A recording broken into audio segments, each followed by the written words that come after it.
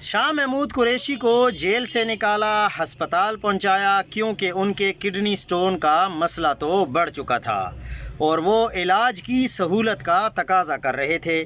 فواد چودھری کو ملاقات کے لیے بھیج دیا، صحافیوں کو واٹس ایپ آ گئے اور بس پھر تماشا شروع، اور مقصد صرف اتنا تھا تاکہ توجہ ہٹی رہے، نہ فلسطین کے مجاہدین کا ذکر ہو، نہ فلسطین کا ذکر ہو، نہ وہاں فوج بھیجنے کا ذکر ہو۔ سہیل آفریدی اور پختونخوا اسمبلی نے رتی برابر گنجائش نہیں چھوڑی تو سوچا یہاں سے گنجائش نکال لو۔ شاہ محمود قریشی نے تحریک انصاف چھوڑنی ہوتی تو 2 سال پہلے چھوڑ دیتے۔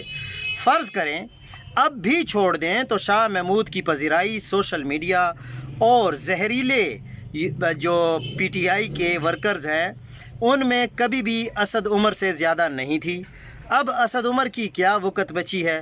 یعنی بالفرض ویسا ہو جائے جیسا آپ کو خدشہ ہے تو وہ زیادہ سے زیادہ تحریک انصاف یا عمران خان کا کیا بگاڑ لیں گے؟ کبھی کبھی دل کرتا ہے کہ سنسنی خیز جو ہمارے ورکرز ہیں ان کو روزانہ آدھا گھنٹہ الٹا لٹکایا جائے تاکہ ان کے ذہن میں خون کی گردش بڑھ سکے، یہ کچھ ہوش پکڑ سکیں۔